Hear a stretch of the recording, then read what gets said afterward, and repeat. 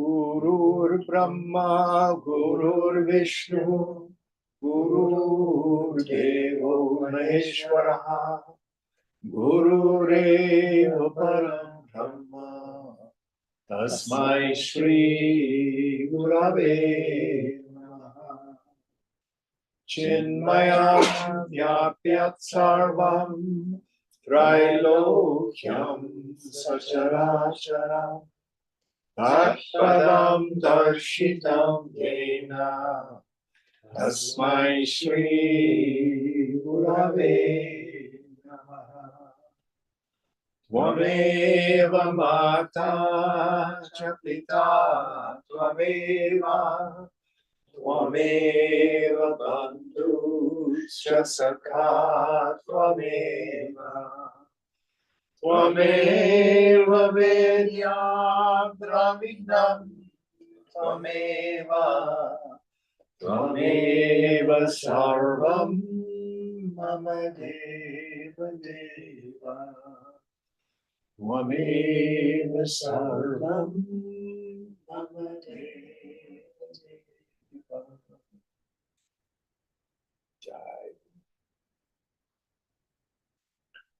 Yata sarvani bhutani pratibhanti stitani cha yatraivo pashamam yanti tasmai satyatmane namaha. So we are in the story of Suchi, also known as Karkati. And we left our fat demoness. Just a quick review. She can't find enough people to eat. So she does tapas and propitiates Brahma, the creator. Says, I want to eat more. So he turns her into the disease Suchika, which the editor says is cholera. So she's able to consume people for thousands of years, millions and millions and millions of people, and it's never enough. So she bottoms out on this and begins to have the mind turn inward. Mind you, she's the Rakshasi. He's a big fat demon. And practices self-inquiry. Throughout this text, we're dealing essentially with three questions. Who am I? What is this world? How has it come about?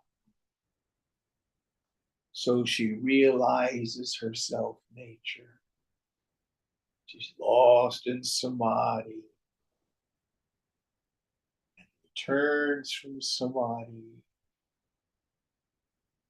and she's hungry. Well, because she's still a Rakshasi, she can't eat vegetables.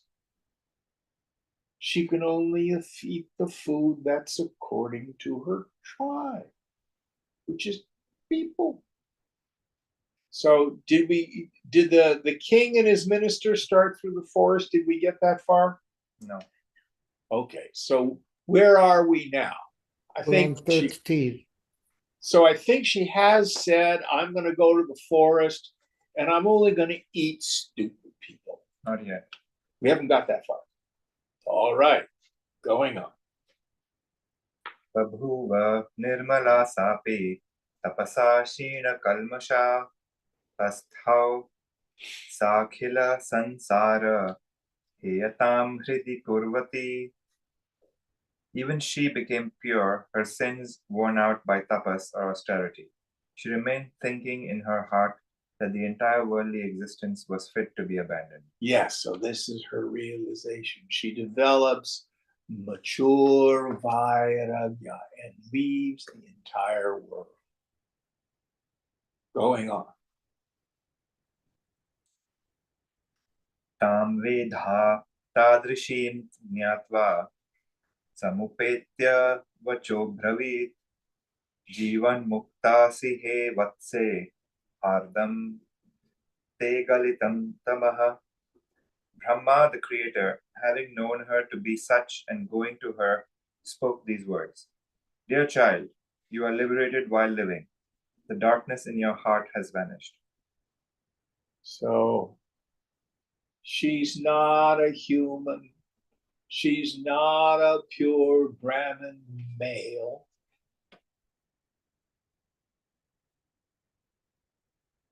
She's even lower than an outcast, a Chandala. She's a demon.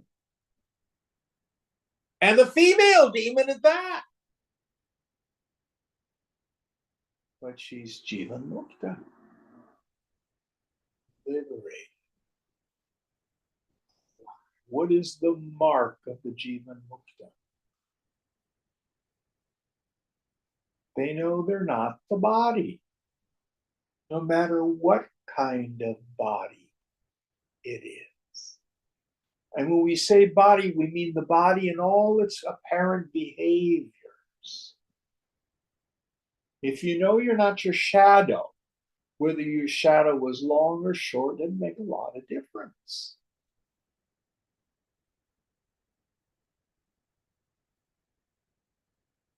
Now let's see what happens. Going on.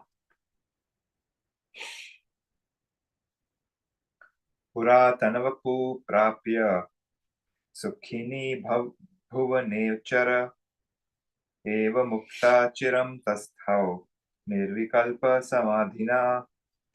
Obtaining your earlier body, go about in this world happily.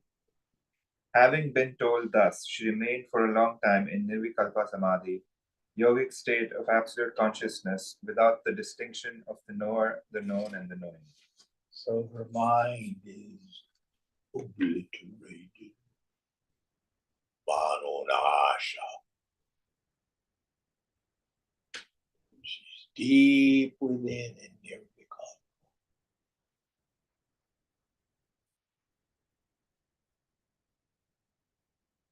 Then let's see what happens. Going on.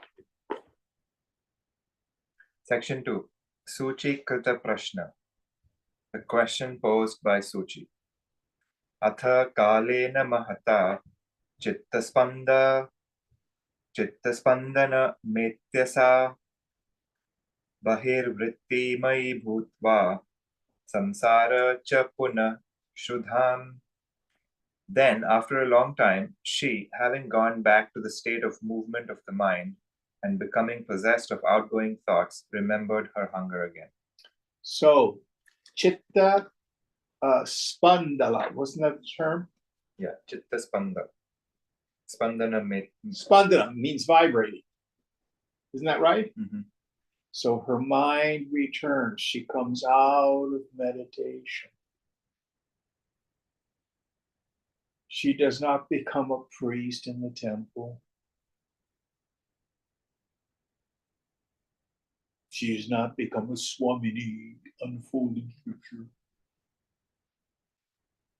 She's hungry.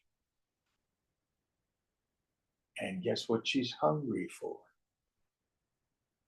Human flesh. Because the body does not leave its dharma. The Zen people pose it this way. Before enlightenment, I chopped wood and carried water. After enlightenment, what do they say? Chop wood, carry water. Yeah. Everything changes and nothing changes.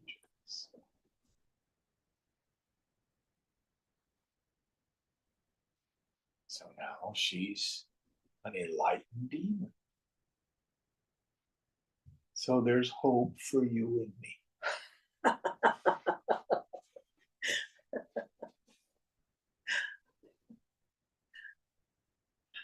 No matter how big your appetites are. Going Praptum jatyochitaraham athavyam nyavasat tada. She then lived in a forest to obtain the food suitable to her tribe. So she goes into the forest, this big old fat demoness, looking for people to eat.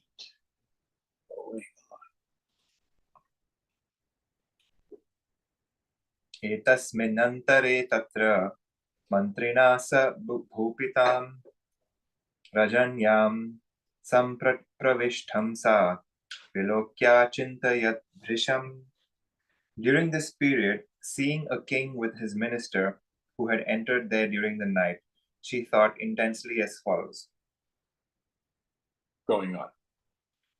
Api nakshyami dehena naiva bhokshye gunan vitam tasma dimao pariksheham kayachit prashna leelaya iti nishchitya sa ghoram vinagnyo vacha rakshasi. I shall rather perish with the body, but I shall not eat this king endowed with merit. Therefore, I shall examine these two by some semblance of interrogation. Thus, having decided, the demoness, roaring fiercely, said as follows. So, what she's decided, okay, I have to eat people, or I'm going to starve, but I can't eat virtuous people. I just don't want to do it. I won't do it. So I will question them. And if they're stupid, they deserve to be eaten. If they're ignorant, they deserve to be eaten. I always think it's funny. Leela's all concerned about her comely husband and his beautiful 16-year-old form. She wants a drumstick.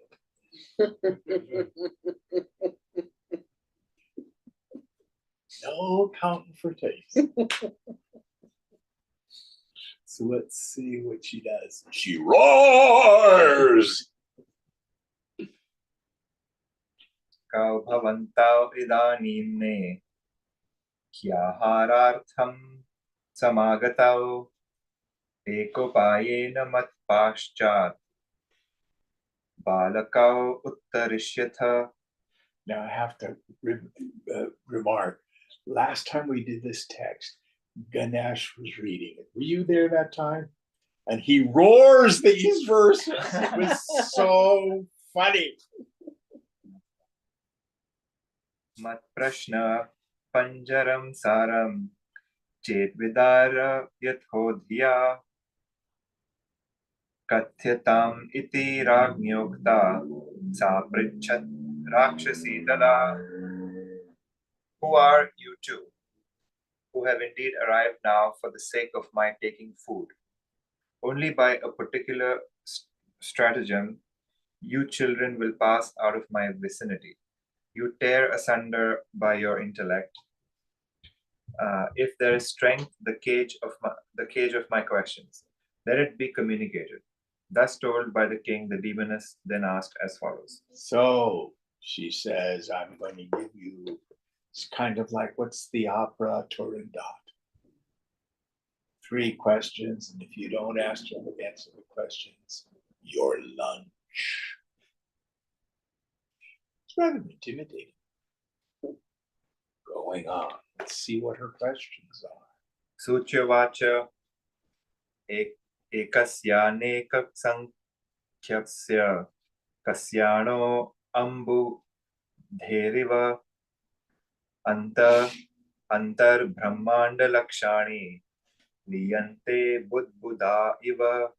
Suchi said, who is that atomic entity who is one but enumerated variously, into whom millions of worlds are dissolved just as bubbles in the ocean? So when we say atomic entity, it doesn't mean like a nuclear explosion. The idea is that which is atomic is the very smallest. So it's smaller than the smallest, subtler than the subtler. Yet all these worlds rise and fall in them. And we have here, which happens in the Indo-European languages, a reduplicated root. It's literally the same word. We have bubble, B-U-B-U. And what's the one here? Bud, bud. Bud, bud. Oh, wow. Exactly the same word. It means bubble. So all these worlds arise like bubbles and they pump. What is that? Very good question. Next question.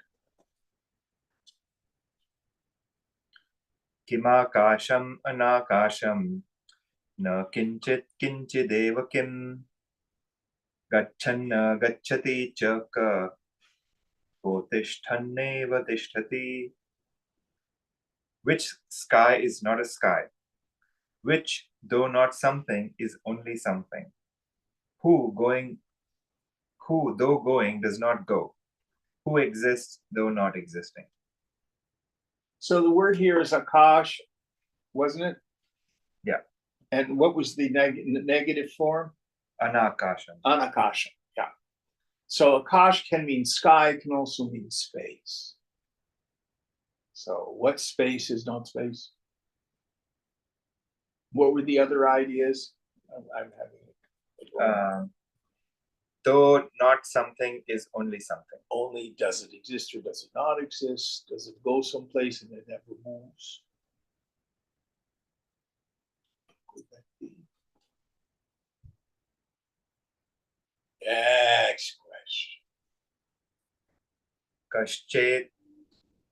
Kascheta nopi pashana kascha vyomani chitrakrit anau jaganti tishtanti kasmin bija iva dhrumaha.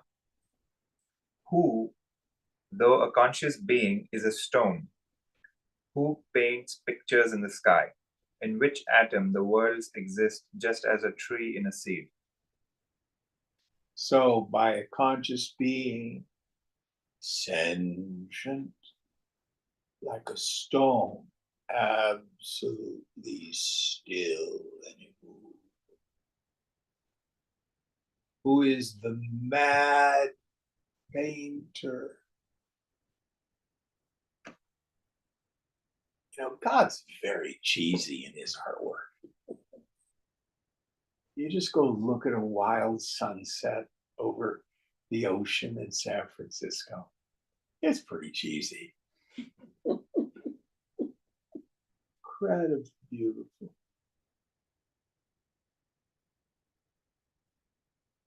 And paints everything on the screen of consciousness.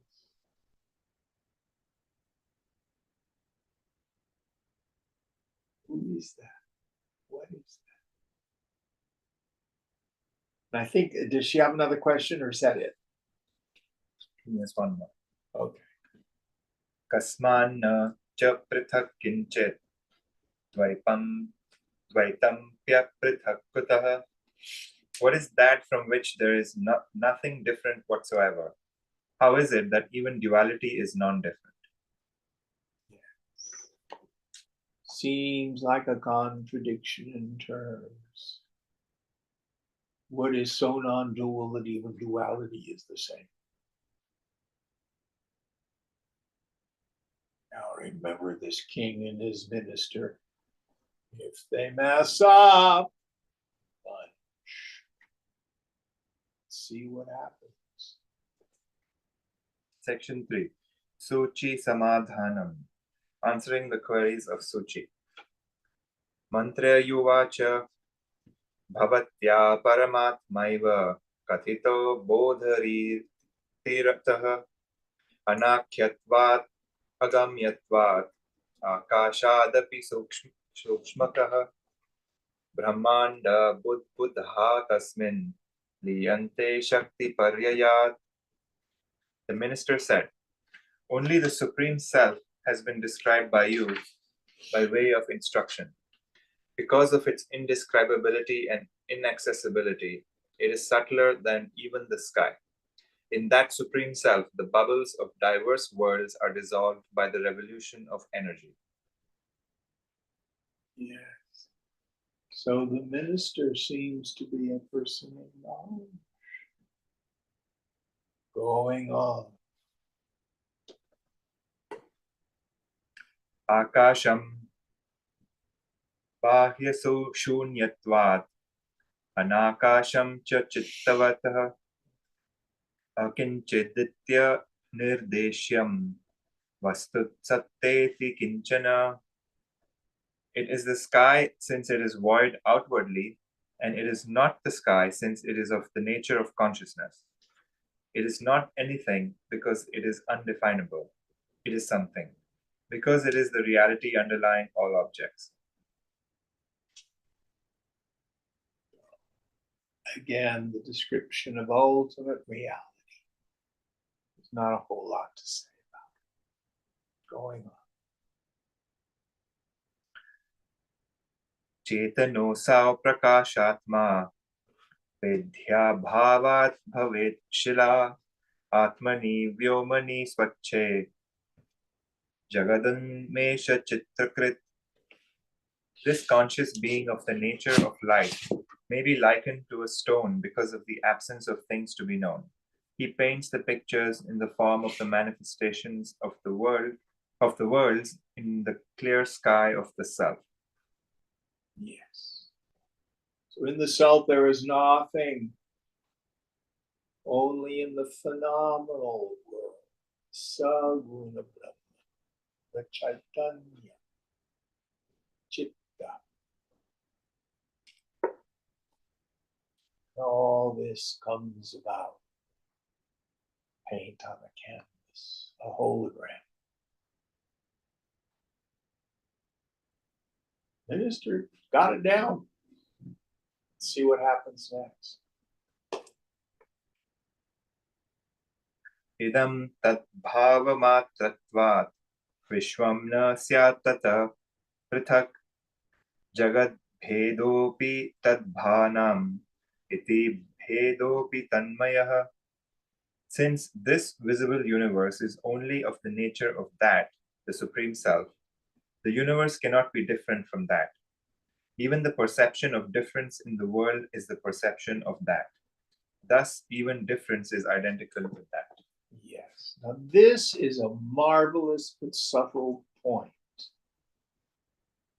How do you know you are you? We talk about it being self-evident, Swayambhu, self-luminous, Swayam Jyoti. Now listen carefully. When you, the individual, perceive the phenomenal world, in reality, it is nothing but the self knowing, the self evidence of Brahman. What else are you seeing but Brahman? It is the only thing going on. Is the self-evidence, the self-knowing of Brahman, either without phenomena or with phenomena.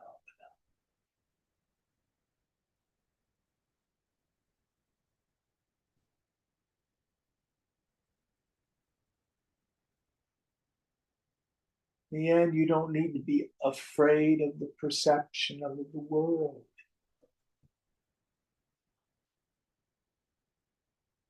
Sarvam kalvidam Brahma, sarvam idam kalu Brahma. All this is verily Brahman. It's yourself.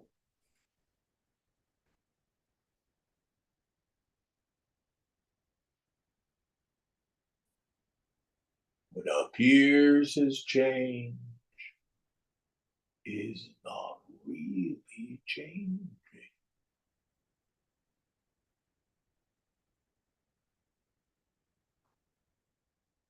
When I bring out the crystal ball and I move it and you see images move in it, is the stone undergoing any change?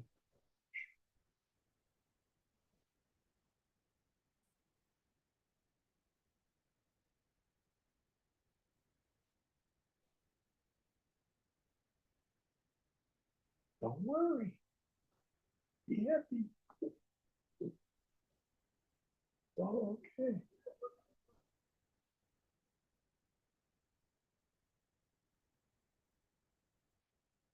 Everything. Really is.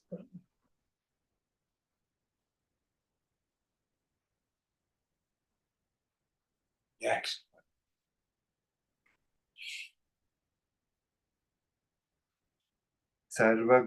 सर्वसम्बुद्धो गत्यभावात् न गच्छति नास्त्यसौ आश्रयाभावात् सद्रूपत्वात् अथास्ति च, all pervading and related to everything as their substratum. He does not move because of the absence of position. That is, there is no motion for one who is not subject to spatial coordinates. He does not exist due to the non-existence of a resting place or a thing on which he depends. Even so, he exists since he is of the nature of being. So the easiest way to understand this is when you're in bed and you have a dream. There is movement in the dream, but you go nowhere. You are the substratum for the world of your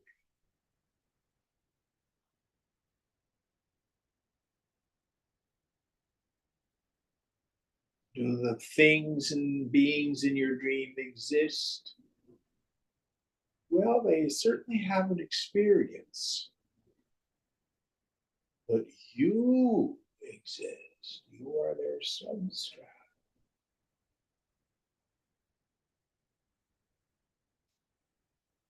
This is no different. Going on. Rajovacha yatsankocha vikasyabhyam jagat pralaya srishtayah nishtha vedanta vakyanam atha vacham gochara sanmatram tattvaya bhadre kathyate brahma shashvatam. The king said, Blessed Lady, that eternal Brahman, which is of the nature of pure being, by whose contraction and expansion the dissolution and the creation of the worlds happen, which is the end of all the precepts of Vedanta, the concluding portions of the Vedas or the Upanishads, and yet indescribable by words, is narrated by you. So she maybe has had an out. Okay, the minister's a Jnani, but I'm going to be able to munch the king. He's just stupid. And now the king says, no, what you've described is Brahman, the truth. He also is a knower of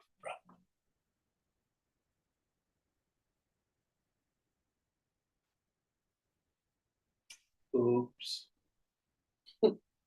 Now what's she going to do?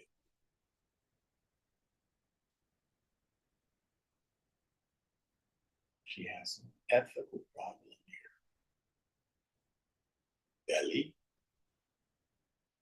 or not belly? Let's see. Rakshasyuvacha aho bata pavitreyam bhavator shemushi pujaniya yuvam nunam katyatam me tvadihitam. The demoness said, Indeed, your intellect is pure and holy. Certainly, you two are fit to be worshipped. The thing desired by you may please be communicated to me. So she says, not only am I not going to eat you, but I'm going to give you a boon. None of these stories would be able to move forward if people didn't keep getting boons. You know, that's what happens. So, go ahead, ask for something.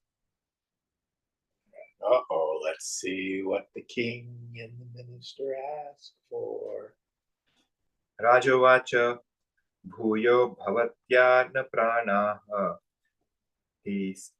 hinsaniya kadachana Never again, the king said, never again should lives or living beings be afflicted or killed by you. Yeah, sounds reasonable. Quit eating people. In fact, don't eat any living things. No animals. But the king is not aware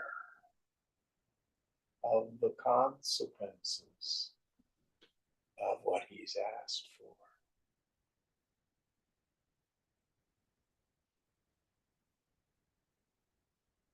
I'm going to give you a book, okay? Jim, quit eating altogether. Uh-oh. Let's see how she responds to this. Rakshasyuvacha asharira parityagam ita prabhriti nomaya insaniya paraprana pashyantya sarvagam shivam. The demoness said, from now onwards, until giving up the body, others' lives should not be afflicted by me, who am seeing the all-pervading Shiva, Supreme Spirit. So, one of the marks of the person of steady wisdom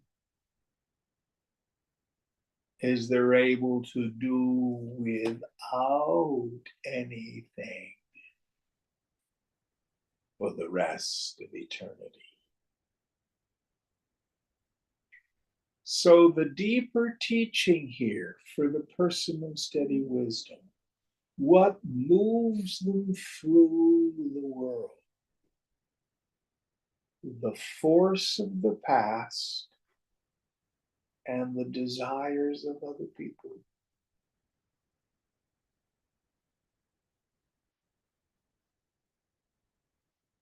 Their own prarabdha, as it interfaces with the society and what other people desire from them.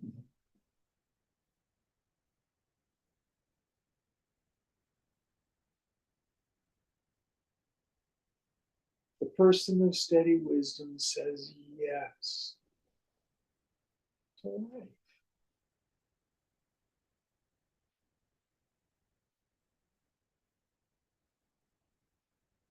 So the king and the minister said, don't eat people anymore. And because she's a woman of steady wisdom, a Mahasannyasi, okay,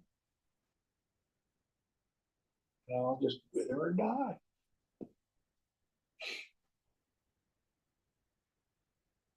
Next one. See how the king reacts to that one. Amritim dharana padva shudham na ganayamyaham. Holding it in memory until death, I do or shall not mind my hunger. So she'll immerse her mind in the infinite. The hunger comes, it won't afflict her. If you read the book, I can't remember the name of it. It's the last teachings of Nisargadatta Maharaj, who died of throat cancer. And you get to hear him talk about this relationless relationship with his body. And he did not mind that his body had cancer. I know Ramana Maharshi died of elbow cancer, but I've never heard any stories about his final days. There may be some out there.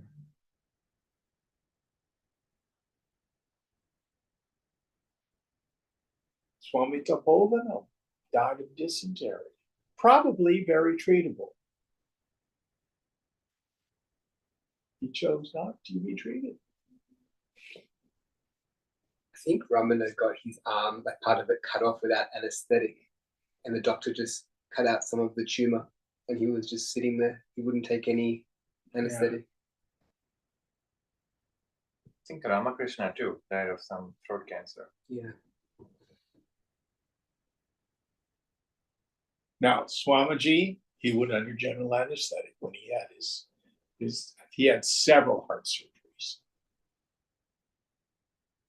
There's no saying that one has to do that. But the idea is, what concern have I for this body? It's no longer of importance to me. What makes it move about? The force of the past, the desires of other people.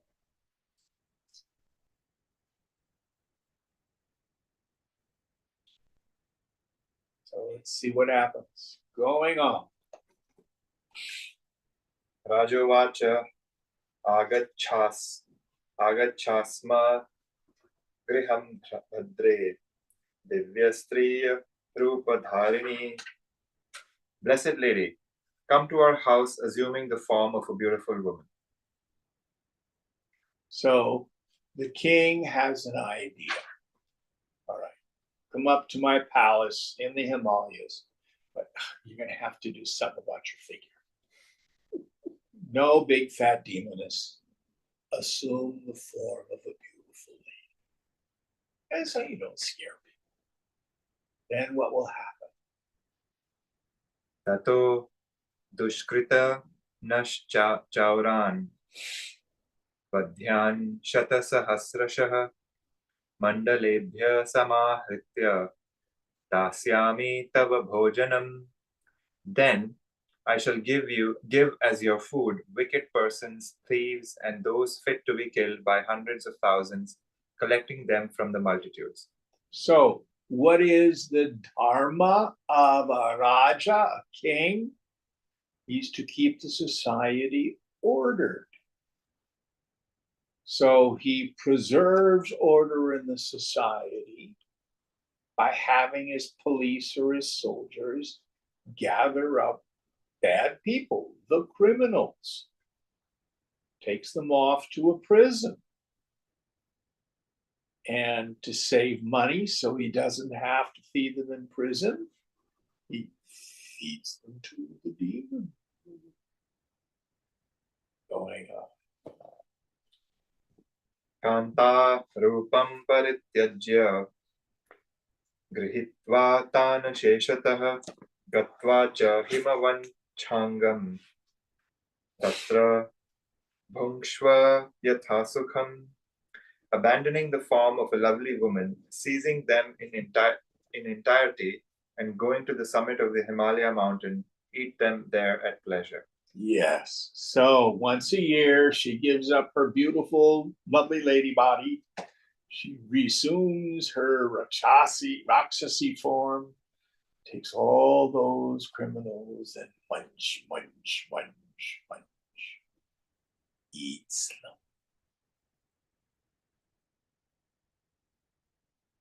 Then let's see what happens. Triptim nidram tato labdhva avabhuyam samadhi bhak samadhi virita bhuya evameva samachara. Then, having obtained satisfaction and sleep, resort to samadhi, yogic absorption in the self again. Having ended the samadhi, do again in this manner. So she sleeps, has a nap after eating all those people because she's full. She gets up and meditates, absorbs her mind.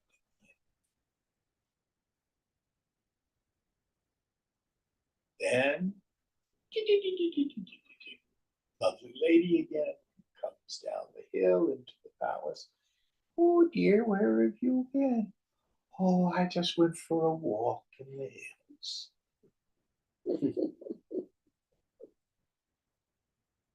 So this is how the king is able to solve his problems. And Karkati never leaves her Swarup.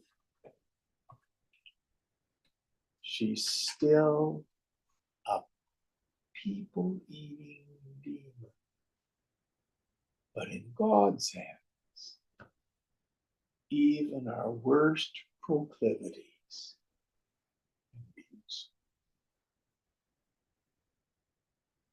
So the deeper import, don't try to be a goody-goody. You will be very good at it. Be authentic. One of the marks of the person of steady wisdom is they're out of control. They've given up trying to fix themselves.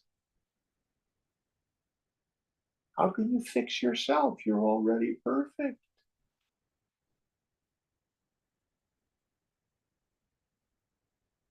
Now again, we talked about this Monday night in the Vidyaranya text. This is not a license for bad behavior. Remember, the dharma of the body is karma. If you go out and decide it really doesn't make any difference whether I drink, I like to drink, and you get drunk, and you drunk drive, your realization will not keep you from getting thrown in jail. There's always consequences at the level of the body. But for the Jivan Mukta, it doesn't touch.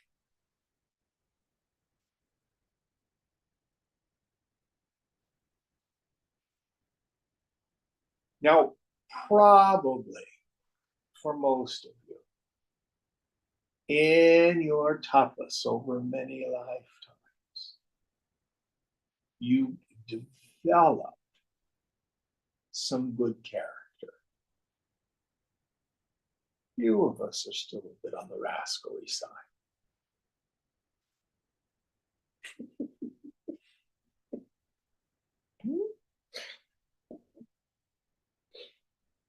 That may or may not reassert itself.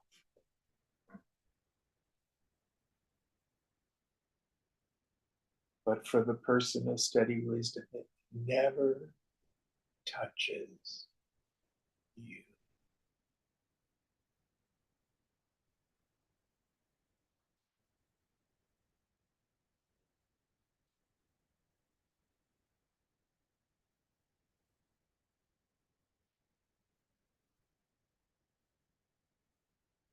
There's no more, how am I doing? Am I okay? What do they think of me? No more regret for the past. No more worry about the future.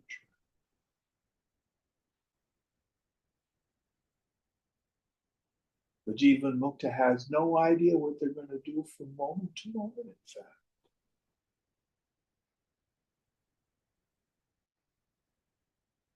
What determines their behavior?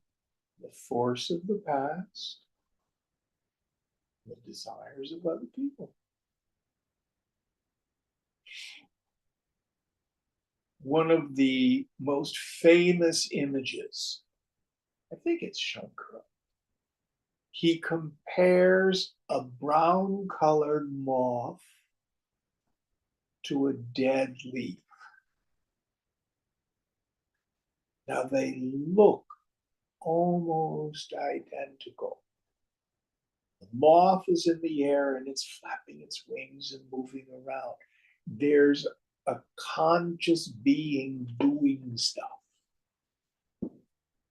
The dead leaf looks just like the moth, and it moves through the air, but it's dead. It's just being blown by the wind. But to the observer, they look almost identical. One is alive. So for a human being, the person who's alive with passions and desires and aversions and goals. The other is dead to this world. Empty.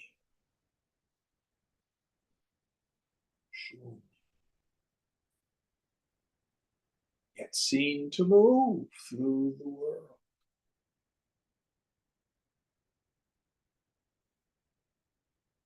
But there's no driving ego force there. Just the force of the past, the desires of other.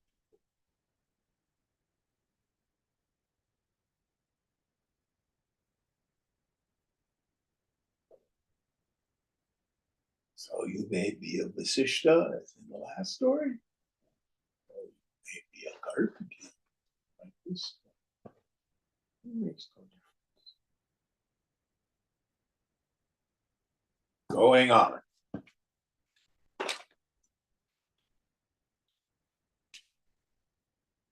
Tata prabhriti sadhyarpi kirata janamandale vadhyan agatya grihyati samadhe vyuttitha sati. From then on, even today, that ascetic woman, having risen from samadhi and coming to the region of savage tribes, seizes those fit to be killed. It's a little bit racism here. So if they're tribal folk, they're considered fit to be killed. No. We'll say bad people. So she never leaves her swarup. And neither will you. Going on. Iti Shri Vasishtha Sangrahe Suchyupakhyanam Nama Panchama Sargaha. Thus ends the 5th chapter titled The Story of Suchi in the Abridgment of Yoga Vasishtha.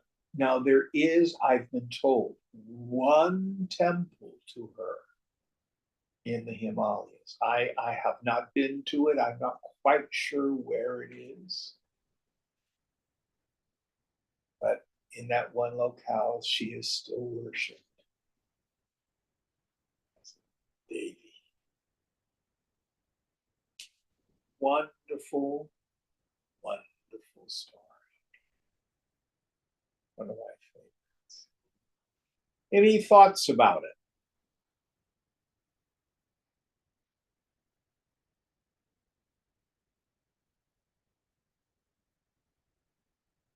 Why does Brahma ask her to take her body after the fact that she was a cholera? Like when she, I guess, realizes herself, Brahma comes to her and says, go back to your old body. That's a good question. I'm not sure this is the only interpretation, but again, assume your original swarup.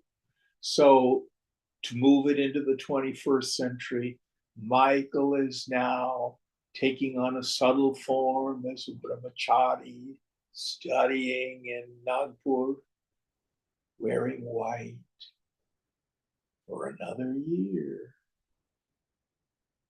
But in a year and a day,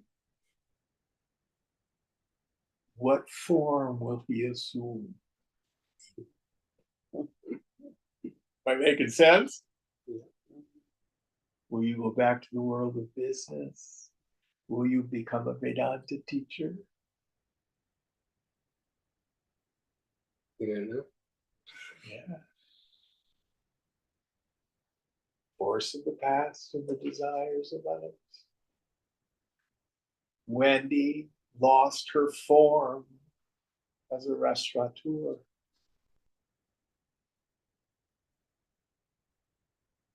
But are you still cooking? Mhm. Why?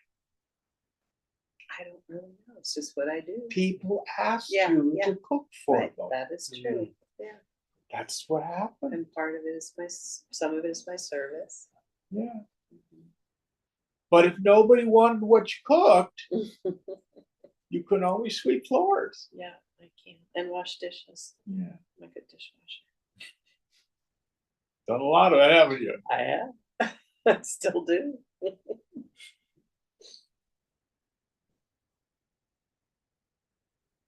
So that's my interpretation of it.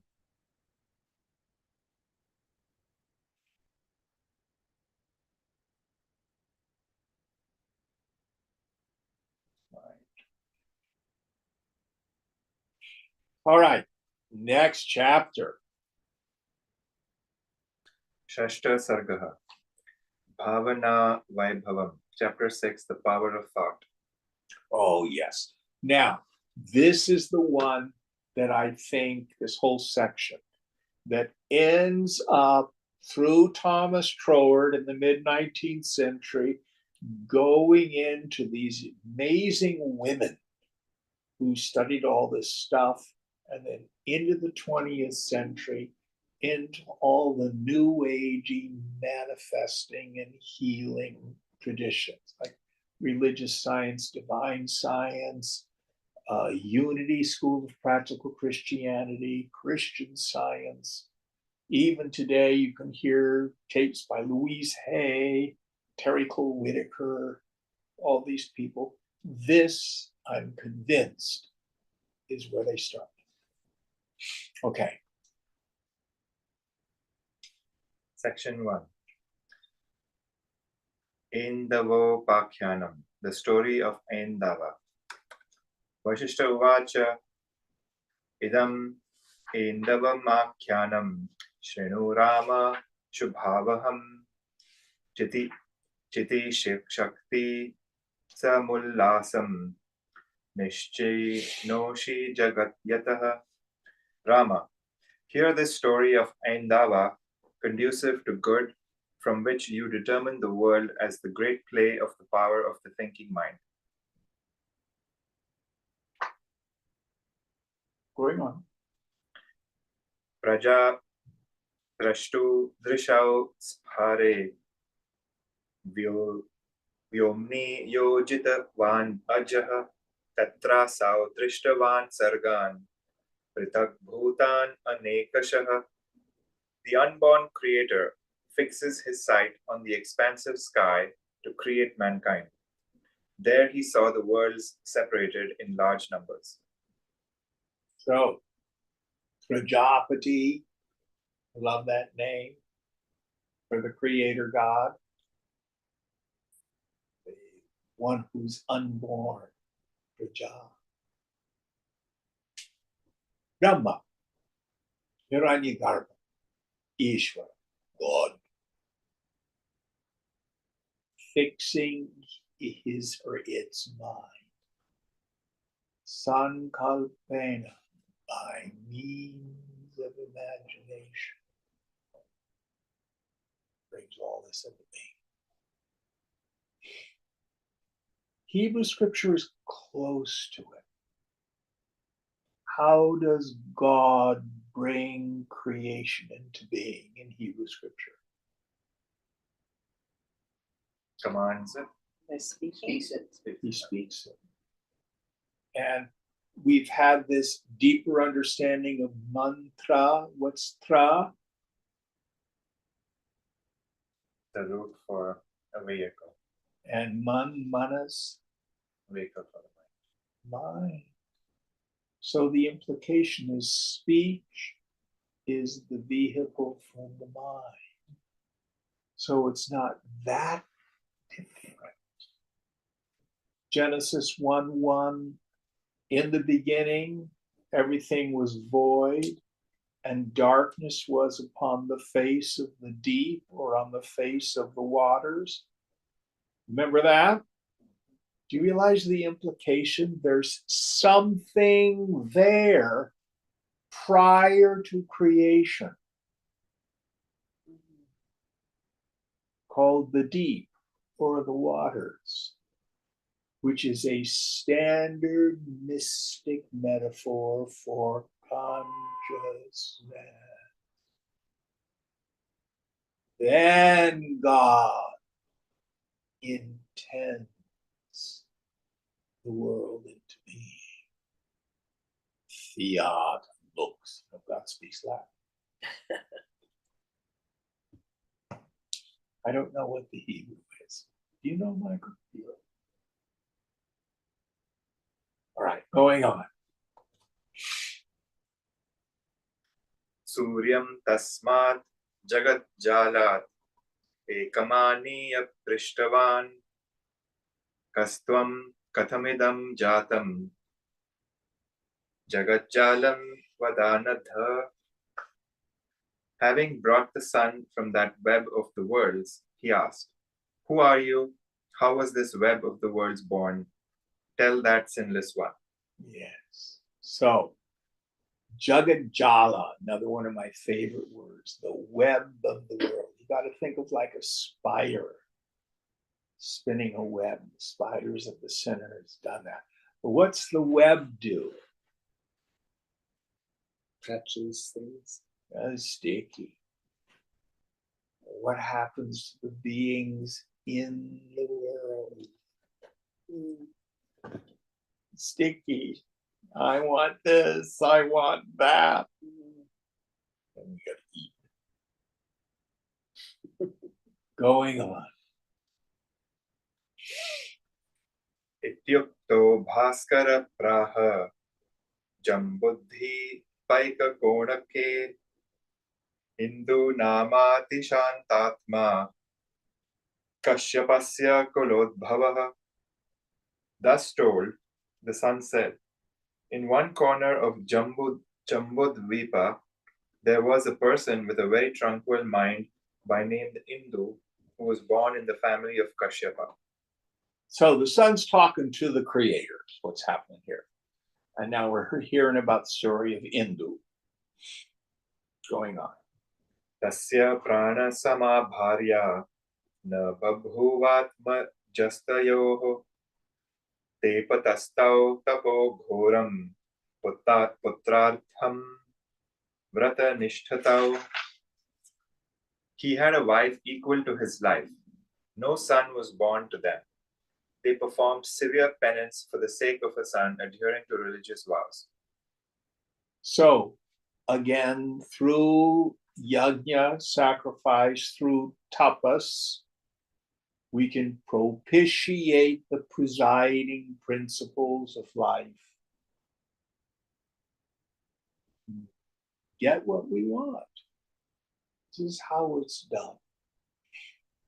In third and fourth chapter of Gita, we go into depth about this, what it means to propitiate a deva. So, for example, Wendy, did you go to culinary school? Yes. And then did you pay your dues as an assistant or a dishwasher or stuff like that in a lot of restaurants? Yes. And then you learned and studied with different really, really good chefs? Yep. And what did that allow you to do? To open my own restaurant. And learn. So you propitiated the foodie deva. Mm-hmm. You see, you did the right sacrifice. Wow. You see that? Absolutely. Yeah. That's the tapas you did. So then you got the prasad, the remnant of the sacrifice. And that's why you were successful. Antithetically, have you had people who have worked for you who may on the surface have an idea, oh, I want to be a good chef, but they don't put the time and the work and the attention and the commitment in? Mm-hmm. Yeah. What happens? They just don't stay where they are. Yeah, they have to become computer programmers. Yeah. Yeah. Mm-hmm. They didn't propitiate the deva. Wow. Yeah, that's very true. She's a greedy deva too. Hmm? She's a greedy deva. They all are. She wants a lot. What does the Hebrew God say? I, the Lord thy God, am a jealous God. Thou shalt not have any other gods before me. Really want the big kahuna. Jealous God.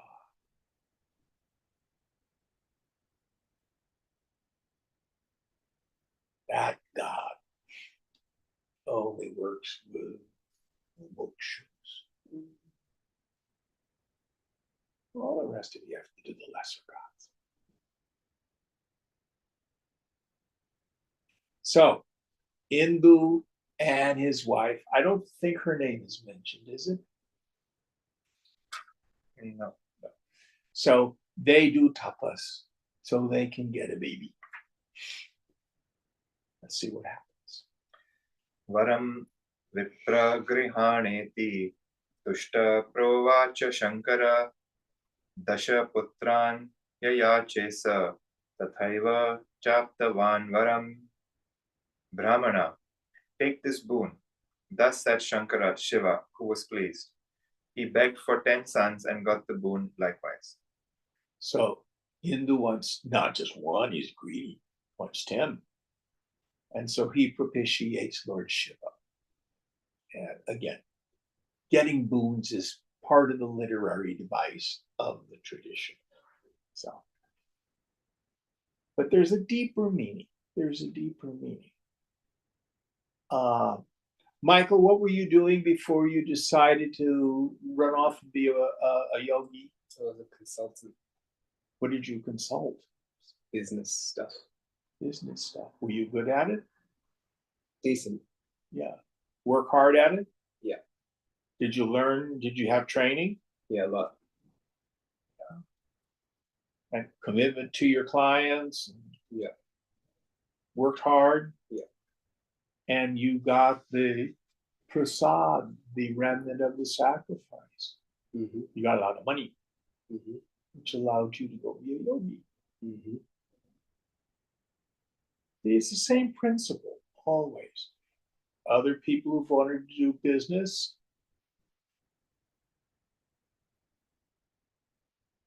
may not be as successful. All right, going on.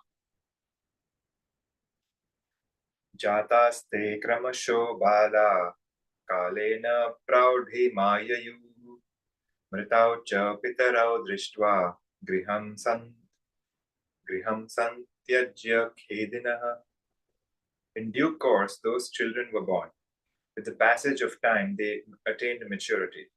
Having seen their parents dead and having abandoned their house, they became dejected in spirits. So everybody grows up, and the parents grow old, and Indu and Mrs. Indu die. And they're sad. Going on. Kim iha syat param shreya iti sanchitya sodaran Ch6 provacha brahmatvam akalpan ta vinashiyat tadeva rochate mahyam brahma hamiti chetasa trijami sanharamiti dhyanamastu chirayavah. What may be the supreme good here? Thus reflecting, the eldest of them told his brothers, only the state of Brahmana, the creator, which is indestructible till the end of the universe, is liked by me. With the consciousness, I am Brahma, the creator, let you have the contemplation. I create and withdraw for a long time. So he does not have the highest desire for moksha. He just wants to be a powerful person who lives for a long time and who can create and destroy. That's what's going to make him happy. He wants to be like Elon Musk, be the richest man in the world, go to Mars, have the president of the United States lick his boots. This is what it means. I want to be powerful. Going on. Atha te brahmana evam brahmatma bhavanaha tesham dehastu kalena galita shirna parnavat. Then those brahmanas were firmly rooted in the thought of their being Brahma, the creator. Their bodies, in course of time, dropped off like withered leaves. So they keep this intention, this sankalpa, and so they begin to be gods of their own 10 different universes.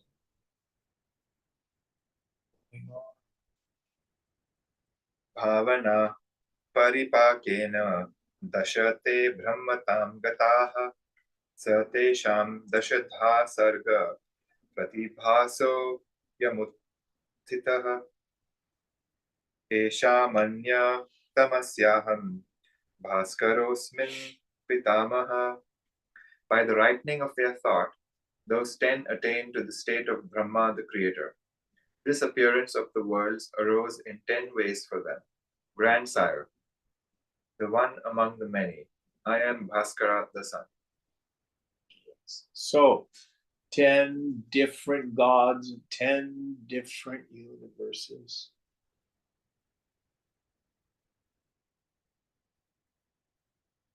So what's the import of it? Any sankalpa consistently maintained that's not contradicted or conflicted tends towards grossification. That is the law of mind in action. So the yogi not only deals with the relationship with the mind. I am not my feelings. I am not my thoughts. My thoughts and my feelings are not real. But the yogi in time also begins to take responsibility for their interior life. Thoughts are things and they have wings. Now, I like to say the Lord has set up the universe in a really marvelous way because if all the people out there knew that their thought life was creative, we'd be in even deeper trouble than we are.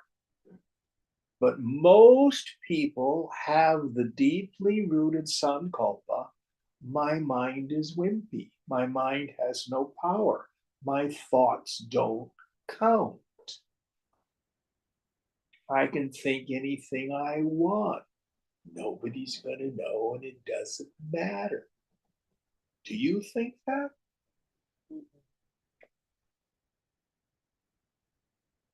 And of course, the extreme form of that, I spent all morning fantasizing, hating on the person who dumped me, or the boss who fired me, or the politician I don't agree with.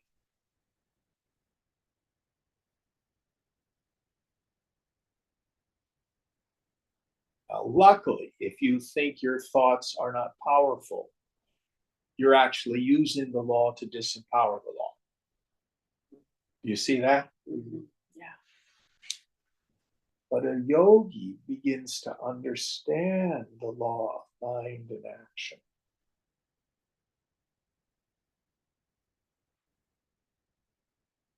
They understand that your thoughts have power. Your intentions need to be aligned with the good of the universe, with the good of the world. The yogi no longer allows him or herself to indulge in resentment, self-pity, anger, fantasies about the destruction of others, manipulation, coercion, things like that. Even if the people around you are trash talking.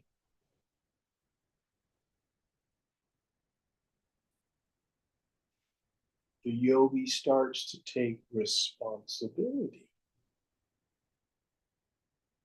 for the content of the mind because they understand the law of mind in action.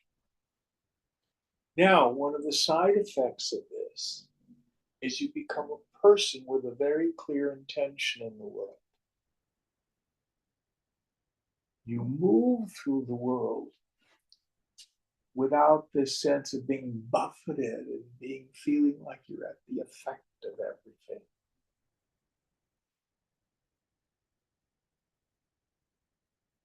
We'll go into this more because if you want to know the best way to have a good, clear intention,